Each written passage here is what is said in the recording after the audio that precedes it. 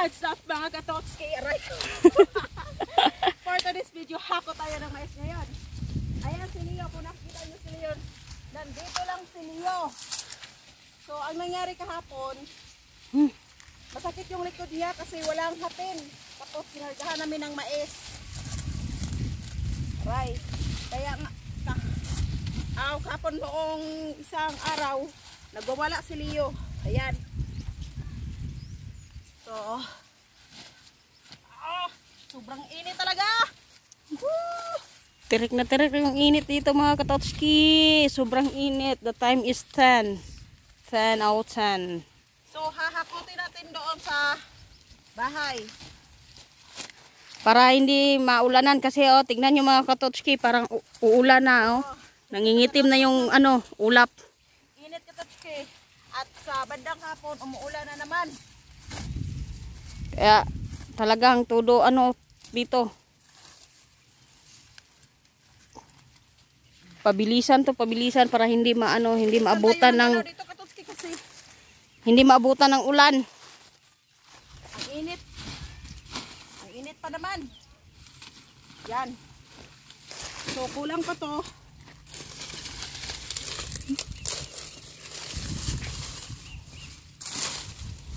Yeah.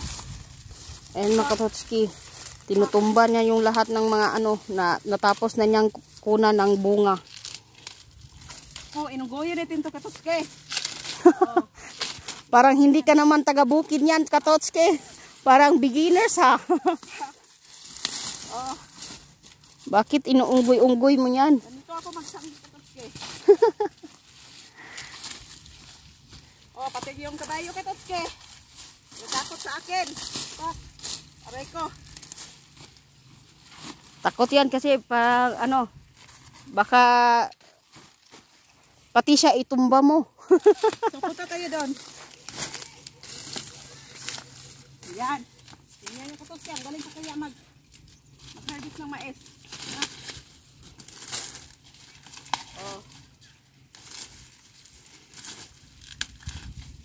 Yan. Alam mo, kung talagang taga-bukid ka, marunong ka mag-inunggoy. Ano sa English ang hinunggoy? Monkey. Pero wag kayo mga katotski. Siya lang yung umaani ng mais na naka-dress. Yung iba nga nag-aani talagang balot na balot, naka-jacket, naka-pajama at naka-sombrero. Pero siya walang arty-arty dito. talagang naka-dress pa yan at naka-boots.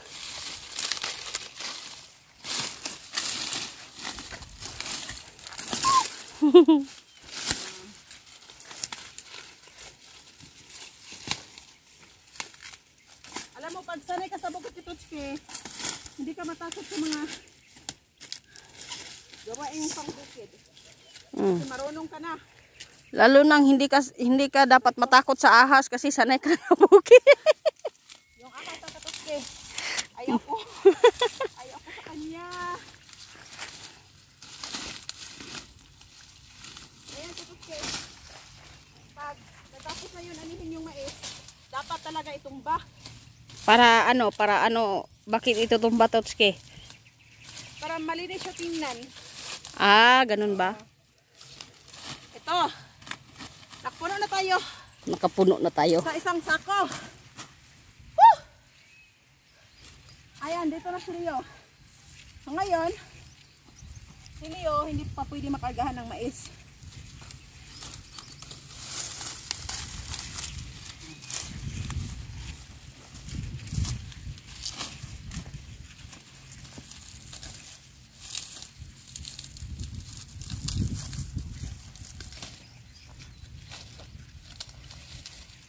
Ayan, hawa.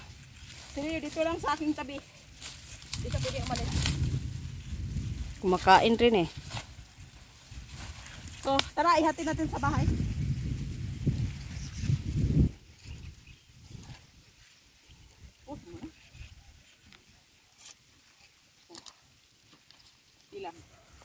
So ayan mga katotski, ayaw niyang sumakay kay Leo kasi baka kagaya nung isang anong araw yun? na nag-wild siya. Ayan yung magpakarga. So, ayan, nilokdo na lang talaga ni Katotski yung ano, yung inani niyang mais. At hihilahin niya na lang si Leo pa punta sa bahay. Kasi ayaw niyang sumakay, baka ihulog pa siya.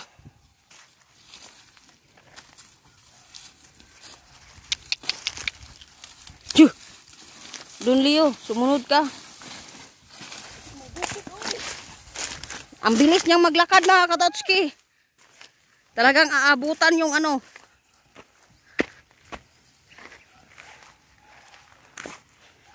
Ayan, talagang ang layo ng ang layo ni Katots.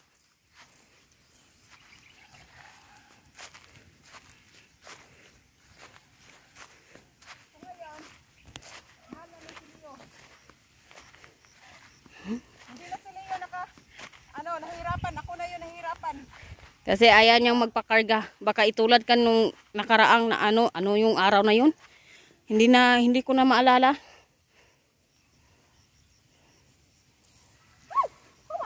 No. Ayaw pagdaan.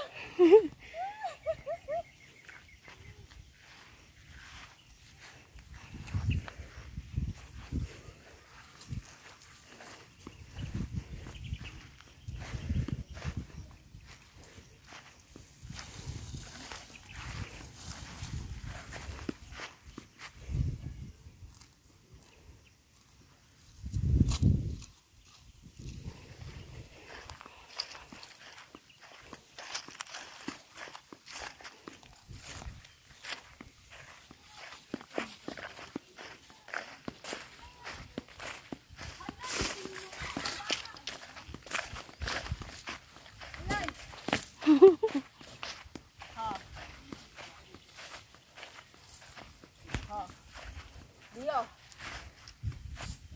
Hawa. Ako ta karon.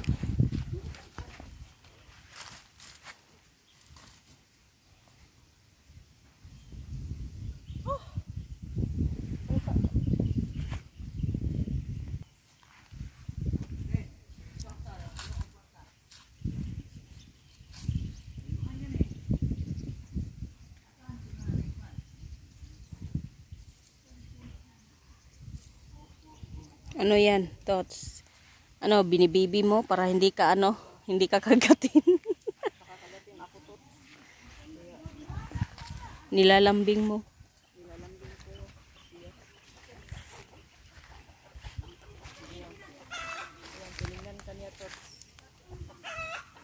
Yan, Totski. Ayan, don't forget to share. Bye.